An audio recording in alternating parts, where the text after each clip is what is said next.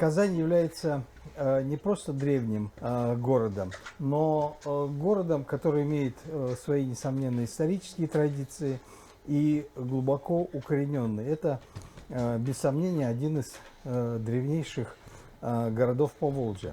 Если говорить о древности, конечно, он уступает древнему Болгару, но если мы говорим о городе как поселении, которое непрерывно существовало всю свою историю, то Казань это фактически один из немногих городов Поволжья, который не просто было поселение на этом месте, а непрерывно существовало как городское поселение, по крайней мере, с начала XI века. Ну и мы как раз об этом и будем говорить. Надо сказать, что у истоков изучения города стояли целые поколения. Здесь я, к сожалению, даже не могу рассказать о всех людях, которые внесли свой вклад в изучение Казани. Это и историки, и краеведы, и археологи, и историки. Но среди всех надо, несомненно, отметить Карла Фукса, одного из ректоров Казанского университета, и который жил буквально здесь вот недалеко, и в этом доме, несомненно, бывал. И он на основе изучения различных источников, рукописей, сделал первую попытку научного описания истории Казани. Ну, кроме того, у него еще целый ряд заслуг. Он написал такую этнографическую работу о татарах. Но вот историю Казани он попытался представить на основе не только русских летописей, но и татарских источников. Понятно, что сейчас эта работа, которая была издана в 30-е годы XIX века, уже представляет все-таки историографический интерес. Необходимо отметить Сергея Шпилевского, профессора Казанского университета. Хотя он был юрист, но, пожалуй, это человек, который внес наибольший вклад в превращение истории Казани в науку, поскольку проанализировал практически все сведения и создал такую цельную историю в своем огромном труде древнейшие булгаро-татарские городища на территории Казанской губернии. Как бы таким мостиком между вот этой историографией, которая в первую очередь опиралась на сведения письменных источников, к современной науке приложил Михаил Худяков. В своей книге «Очерки по истории Казанского ханства» он целую большую главу посвятил Казани и обследованию, насколько он мог собрать и в различных газетных вырезках, и сам лично обследовал старую Казань в попытках обнаружить какие-то древнейшие слои города. Ну, понятно, что инструментарий тогда был очень недостаточный для того, чтобы сделать какие-то серьезные выводы, и археология переживала только еще, ну, можно сказать, такое отрочество. Поэтому он предложил дату основания Казани считать 1399 годом первого упоминания в летописи, в русской летописи. Но, тем не менее, его труды очень важны, поскольку он один из первых попытался объединить данные, которые он собрал как археолог, с данными, которые давали письменные источники. Ну и написал, можно сказать, такую цельную историю Казанского ханства. Важнейшую роль в изучении города внес Николай Филиппович Калинин. Он не только написал первую научную книгу, ну, можно сказать, научную биографию города Казани, которая так и называется «Казань. Исторический очерк», но и еще с второй половины 20-х годов, в 30-е, 50-е годы проводил активные археологические раскопки в разных местах Казани, включая прежде всего, конечно, Кремль. И нашел, ну, во-первых, первым описал напластование этого города, во-вторых, описал ну, целый ряд очень интересных находок и сделал много наблюдений. Кроме этой книги, у него еще есть целый ряд таких интересных статей, например, где был дворец казанских ханов. Ну, об этом мы еще поговорим. Его учеником и воспринявшим его любовь к Казани был Альфред Хасанович Халиков, который также очень много сделал, и он реализовал попытку обосновать древность Казани. Он провел целый ряд очень серьезных раскопок в Казанском Кремле и отметил, что обнаружил белокаменную постройку, такую стену, которую он считал стеной XII века и датировал, соответственно, Казань XII веком. Ну, на основе этого и сведений казанской истории он предложил считать дату основания Казани, ну, условно, 1177 год.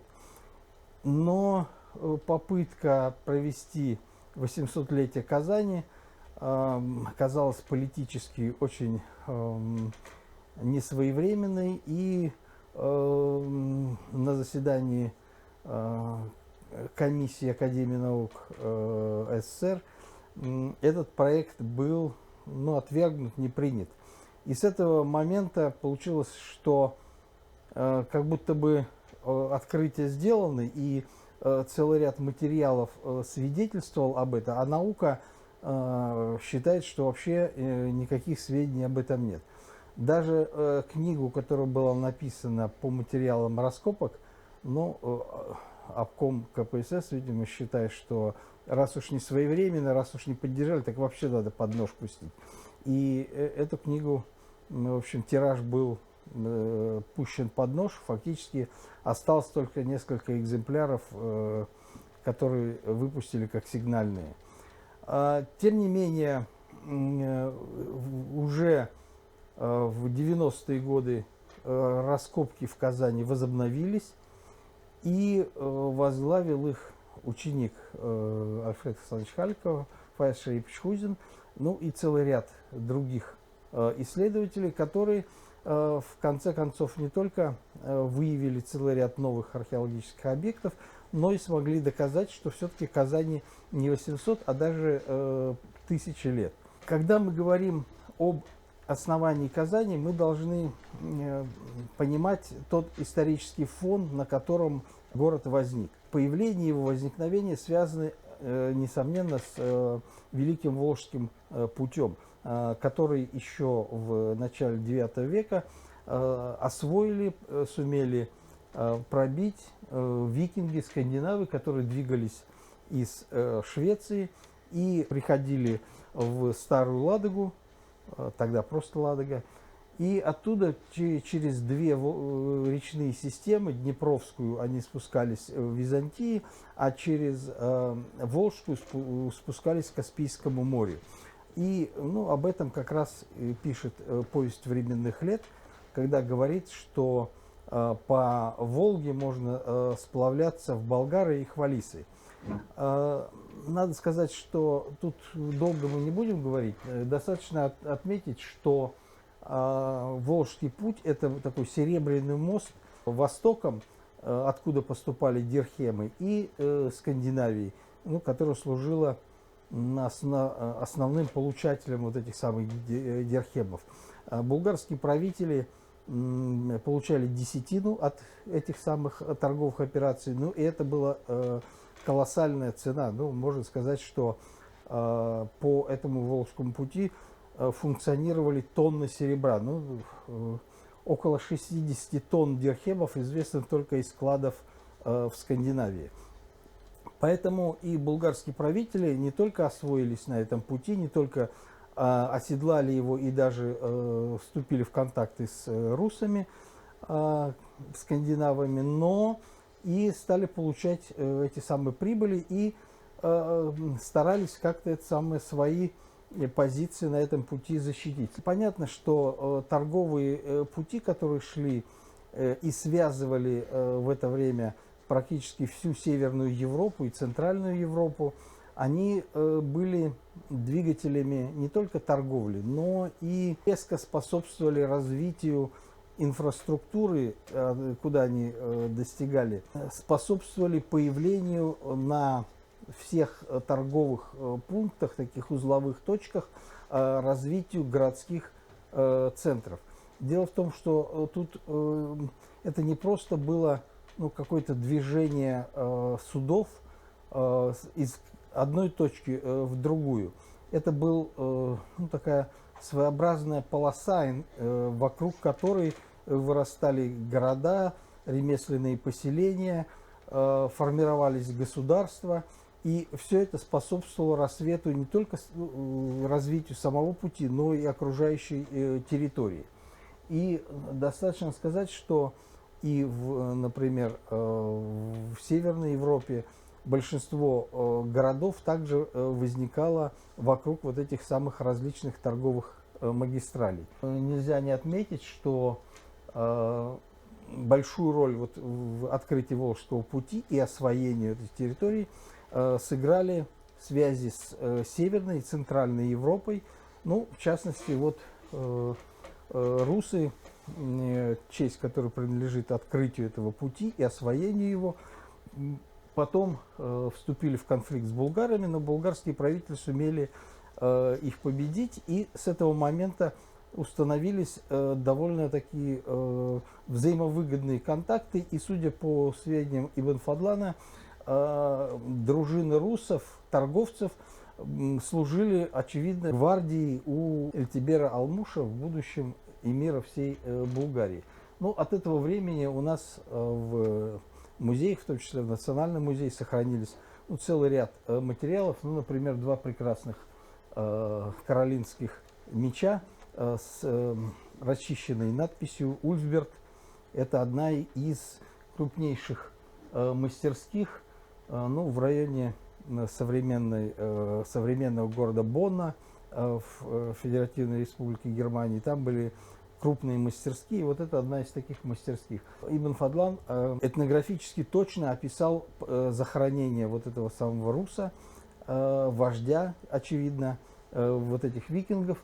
Но в 1878 году художник Семирадский написал очень такую живописную картину, которая была приобретена историческим музеем и сейчас находится там в экспозиции. Но это одна из таких интересных попыток осмысления вот этих самых записок Ибн Фадлана и изобразить древность нашей территории. Ну, он рисовал русов, но в принципе это как раз происходило все на нашей территории. Ну, об этом мы тоже как-нибудь в другой раз поговорим. Ну, и я уже сказал, что после образования Волжской Булгарии начали оформляться ее границы. Границы в то время определялись не какими-то межевыми столбами или там пограничной стражей, определялись городами и крепостями, которые государство раскидывало по своим границам, которые служили центрами определенных регионов. Вот в этом смысле возникновение Казани очень закономерно. С одной стороны, это торговый пункт, торговые контакты, которые нужно было защищать, а с другой стороны, это территории, которые нужно было осваивать и которые нужно было точно так же защищать. Следующее.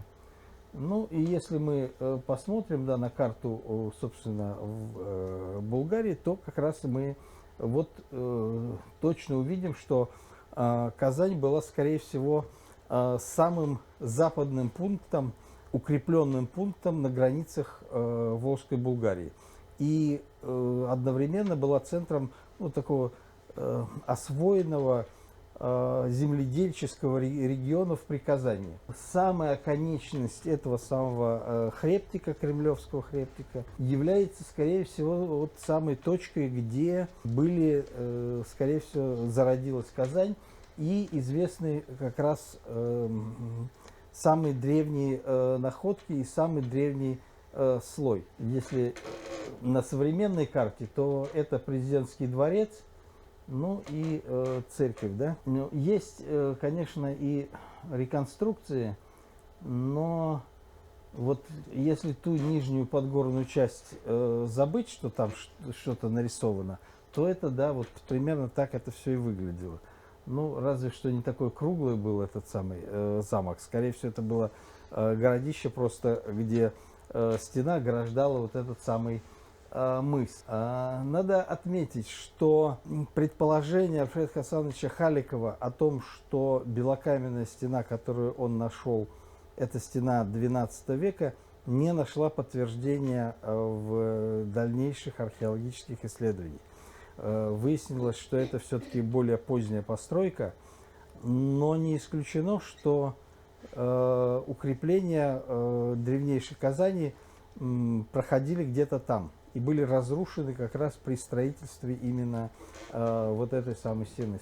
Среди находок, которые помогли исследователям определить дату и определить общее время возникновения, ну, нужно отметить прежде всего того, что нет здесь, и поскольку это довольно скучно, но остатки слоя, который был сильно переработан в процессе истории города и жизнедеятельности города уже в последующие века, они насыщены керамикой. И вот именно определенные типы керамики, которые известны, гончарное производство X – начала XI века, и датировало в основном слой города. Но понятно, что для того, чтобы уж точно сказать, ну как же, вот давайте найдем что-нибудь, что прямо указывает нам на дату. Был найден вот обломок, половинка дирхема. Ну, мы уже говорили, что такой серебряный мост, который шел, и дирхемы распространялись именно по этому пути. Но в конце X века эта торговля начинает затухать. Рудники на Ближнем Востоке, в Передней Азии истощаются, и такого количества серебра уже не было. Его хватало для того, чтобы внутри Ближнего Востока вести торговлю, но не хватало, чтобы обеспечивать международную торговлю. С начала XI века во всей Восточной Европе наступает безмонетный период. И торговцы для того, чтобы оперировать какой-то серебряной монетой, приходилось им резать вот эту самую монету. То, что резанный дирхем, это как раз тоже одно из таких важных реальных сведений, что поселение существовало в конце X – начале XI века. И здесь же есть несколько кладов, небольших кладов, которые были собраны в окрестностях Казани, которые хранятся в Государственном историческом музее. Они тоже небольшие и тоже датируются примерно 990-ми годами, что, в общем, не противоречит общей дате. Ну, есть еще украшения, которые имеют гораздо более широкую дату, но, тем не менее, все-таки тяготеют уже к IX-X веку. Ну, в частности, вот сверху представленные накладки на конскую узду очень характерны, они были представлены в салтово-маяцкой культуре, очень тоже такой характерный элемент этой культуры, который позднее, уже в XII веке, практически не встречается. Ну и самое главное, это так называемая чешская монета, которая на самом деле является не монетой.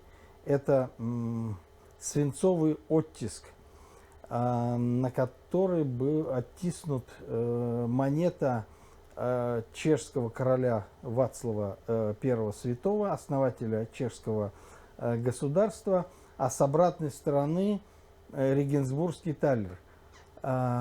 Скорее всего, такие монеты, собственно, и Вацлав и выпускал. То есть, как булгарские правители брали дирхемы саманидов, а на другой стороне чеканили свою тамгу и там свое имя, так и чешские короли, поскольку это только начальный период становления государства, они брали регенсбургские талеры и перечеканивали с одной стороны своими инициалами.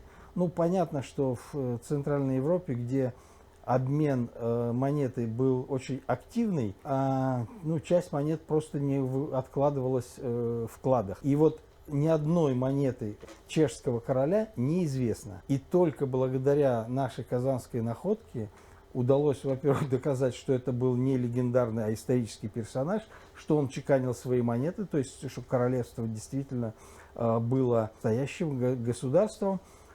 И оттиск этой монеты сейчас в чешском парламенте висит как такая главная реликвия чешского государства. Поэтому я это еще к чему говорю, что некоторые псевдоспециалисты пытаются раздувать идею о том, что все эти находки были подброшены, что ничего там в слоях такого не было, что все фальсифицировано. Ну вот нельзя сфальсифицировать того, чего нет. Легче было подбросить 20 дирхемов, чем выдумывать какую-то монету, которую никто никогда не видел. Поэтому это лучшее свидетельство того, что это вполне реальная находка. Само королевство существовало, чешское при Вацлаве, существовало в середине X века. Ну, и это как раз еще одно свидетельство, что это не разменная монета, это какой-то или дипломатическая печать, или, возможно, запечатали какие-то крупные товары, которые везли в упакованном виде. И вот была такая вот печать. Надо сказать, что в окрестностях Казани в последнее время находки подобного типа встречаются и свидетельствуют о том, что Казань довольно активно развивалась и была торговым центром именно на Волжском пути. Например, недалеко, на одном из островов, недалеко от Свияжска, была найдена монета одного из англосаксонских королей. Ну, тоже, в общем, не самая, я скажу, находка ожидаемая. Вообще их в Восточной Европе, может быть, несколько штук на пальцах обеих рук, если пересчитать. А тут, в общем, случайно найдено. То есть город был активно вовлечен в эту самую торговлю, активно развивался, но сложности с определением размеров города и что он из себя представлял как город, какие укрепления были, к сожалению, археология пока не может достоверно сказать. Может быть, какие-то исследования в будущем позволят нам и эту загадку раскрыть. Пока же мы можем констатировать, что найден слой, что примерно в районе современных садиков в центре Казани, где находится памятник зодчим Кремля, возможно, там проходила древнейшая стена города.